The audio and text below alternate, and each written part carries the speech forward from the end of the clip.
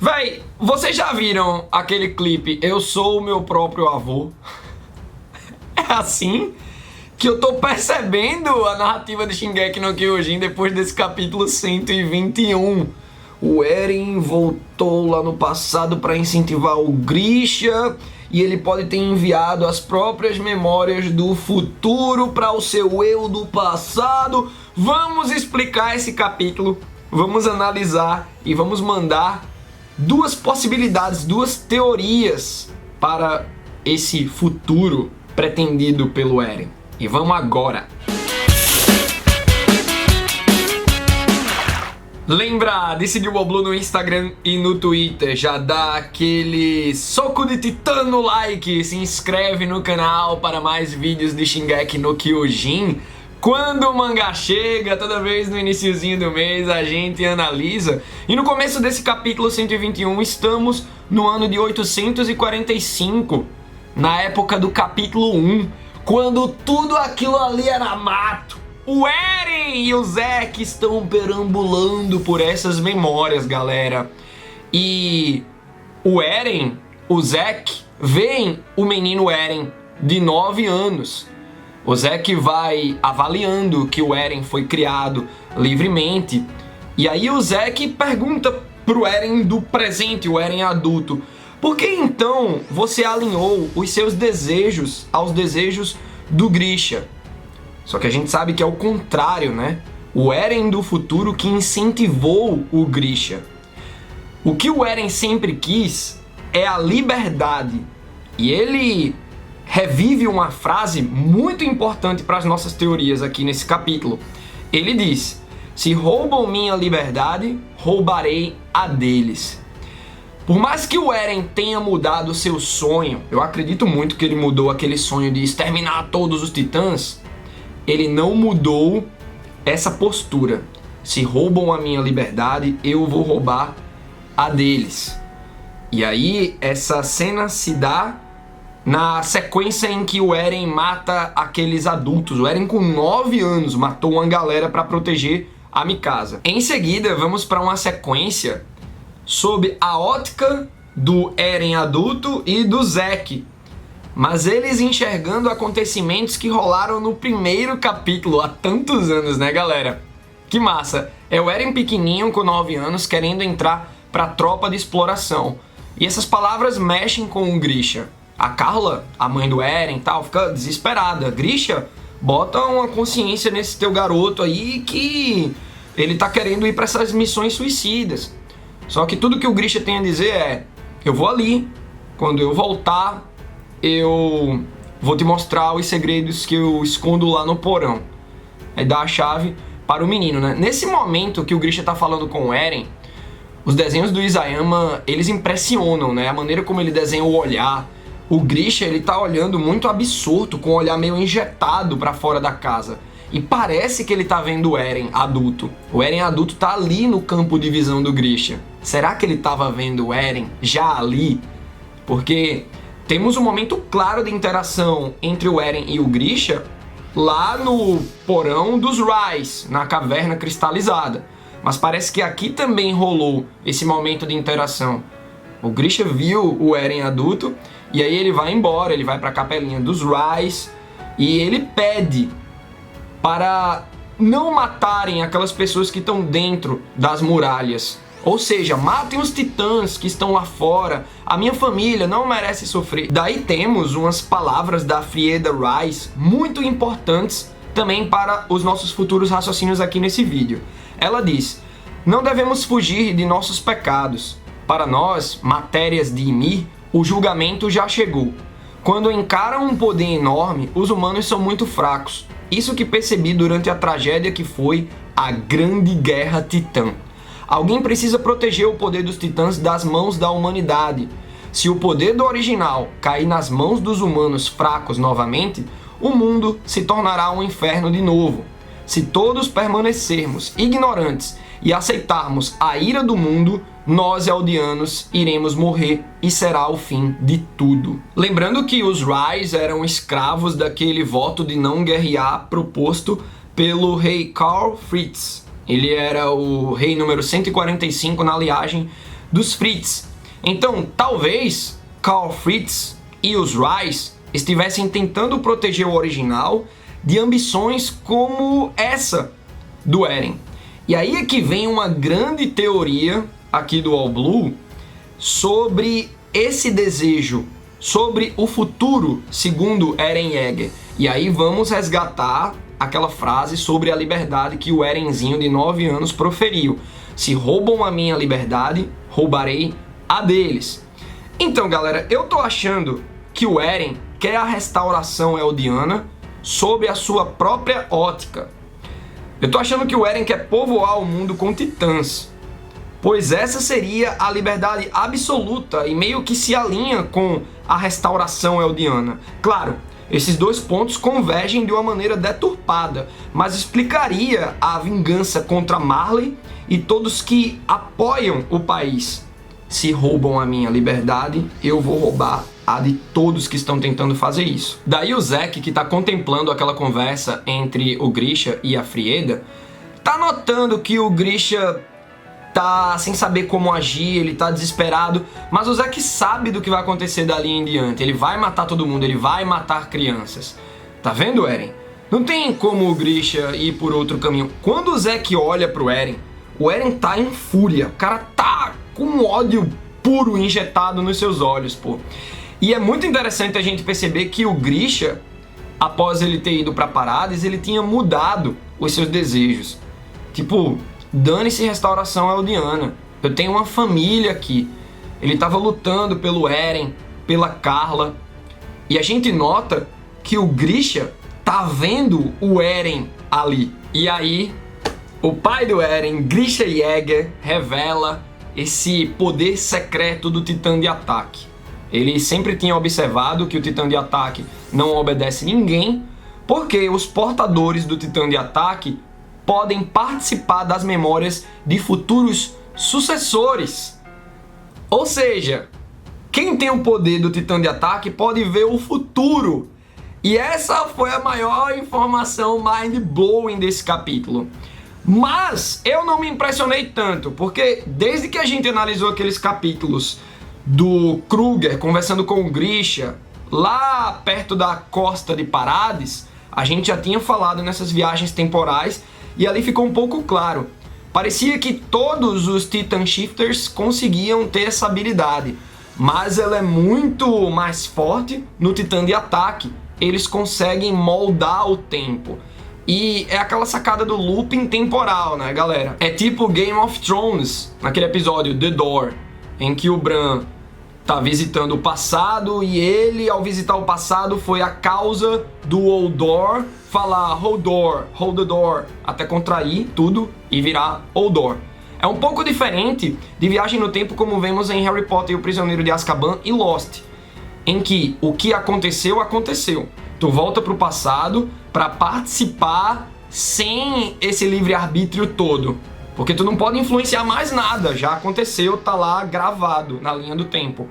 Só que aqui em Shingeki no Kyojin, Game of Thrones, dá pra termos esse looping temporal.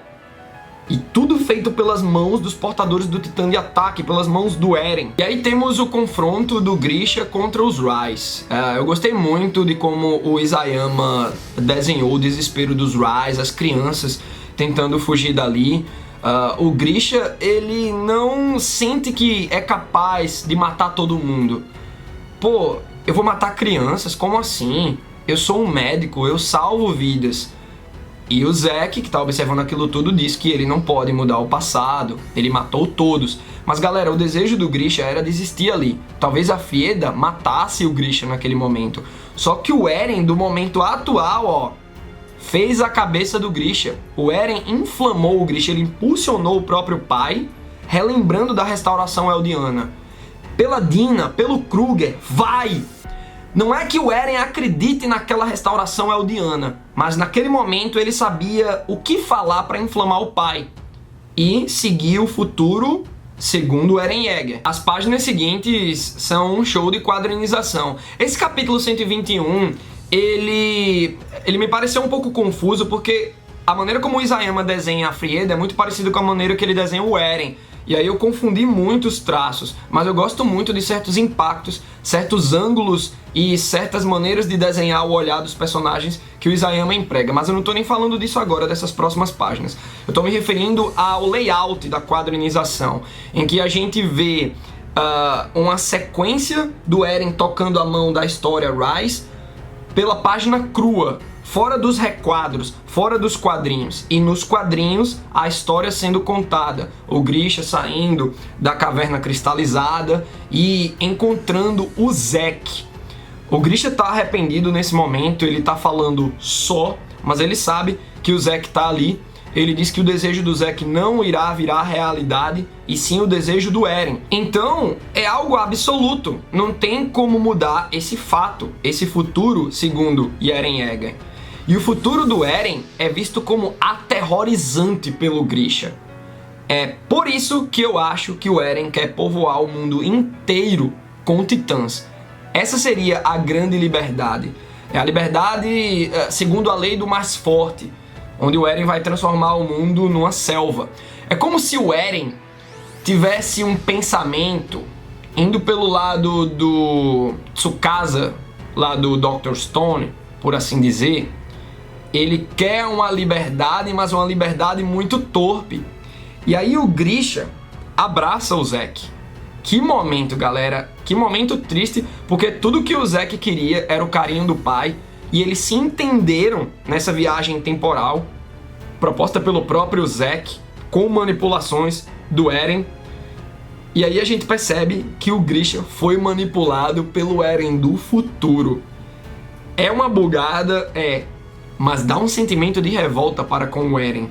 Ainda mais porque eu não estou prevendo coisas boas vindo desse futuro que ele tanto almeja, já que o Isayama disse que o final de Shingeki no Kyojin seria agridoce. Daí voltamos para o tempo presente, na fonte, é como eu estou chamando todo esse cenário, com essa árvore de luz e a garota Emi. O Eren tá ali acorrentado e o Zack tá a um passo de proferir o seu desejo, né? Mas antes disso o Zack fica chocado, porque ele se liga que o Eren podia estar manipulando o passado, mostrando memórias convenientes para ele, para o próprio Eren, né? E nesse momento, galera, o Zack quase chama o Grisha de pai, de papai. Não porque o Grisha... Então vejam como ele se sensibilizou com aquele momento em que o Grisha abraça o seu filho, né? Então, o Eren, ele viu o futuro através das memórias do pai há 4 anos, quando ele tocou a história. A gente não sabia que aquele momento tinha sido tão importante, né? E a gente vê a cara do Eren no presente deslumbrado, imaginando aquele futuro. E aí você fica, véi, segundo o Grisha, o futuro é aterrorizador.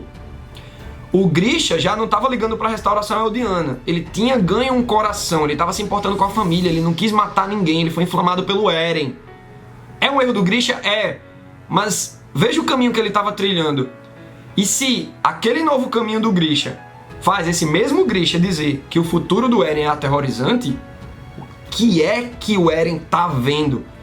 E sob a ótica do Eren é algo bom. E aí a gente vê o Zack desesperado, contemplando o semblante do Eren, sonhando com aquele futuro.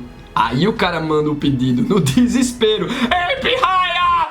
Tira de toda a matéria de minha capacidade de se reproduzir, por favor, vai! O pedido foi feito. A menina começa a andar em direção à fonte. Ó, se a gente pega o capítulo passado, não precisa nem ir muito longe, é o capítulo passado como referência, esse desejo já deveria ter sido realizado. Pá! De pronto, porque a gente viu que a Ymir Fritz, a garotinha, ela é meio que uma entidade sobrenatural, ela se teletransportou ali, né, o Eren tava olhando pra menina, ela aparece atrás dele e tal. Então, se ela tem essa capacidade de teletransporte, o pedido já deveria ter sido feito, ela deveria ter se conectado com a fonte de pronto, mas não, ela tá caminhando em direção à fonte. Mas tudo bem, lá vai a menina Ymir. O Zack diz que o Grisha pediu para parar o Eren. Vejam só, o Eren não participou daquele último momento, né, daquelas lembranças do Grisha abraçando o Zack. E o Grisha disse que se arrependeu de ter sido influenciado pelo Eren. Caramba, né? Então o Zack agora tá com todo esse dever de impedir esse futuro do Eren Yeager que a gente ainda desconhece. Daí o Eren sai brutalmente das correntes. Em Shingeki no Kyojin a galera não tem sistema nervoso, né? Porque eles não sentem dor. A dor é um reflexo para você parar aquilo que você tá fazendo, mas é como se o Isayama quisesse mostrar o tamanho da ambição naquele momento. Pô, perdi o meu polegar aqui pra me livrar das algemas. É muito brutal, muito cru. Só que aí o Zack tá tranquilo, porque ele diz que ninguém pode parar a Ymir Fritz quando ela começa a andar.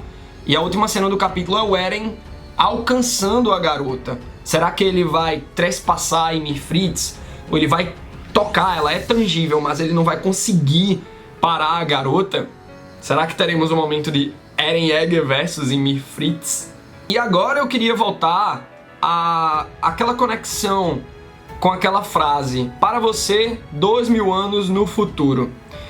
Bom, depois desse capítulo, acredito muito que o Eren do futuro enviou lembranças de 2000 anos depois para ele mesmo, para mostrar como o mundo ficou, tomando 2000 anos como parâmetro.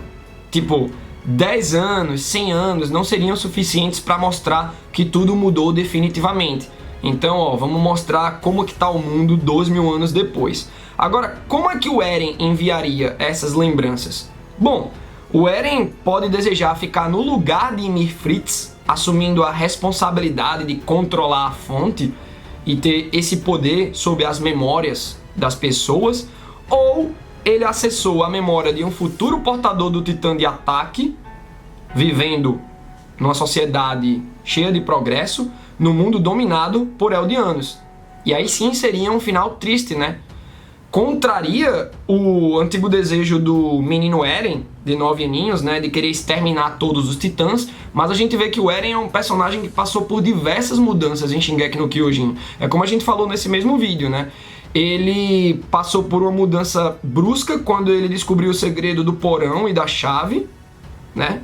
Toda a verdade lá segundo os diários do seu pai. E depois, no momento que ele toca a mão da história. Ali o Eren mudou, tipo, não, velho, não quero matar todos os titãs.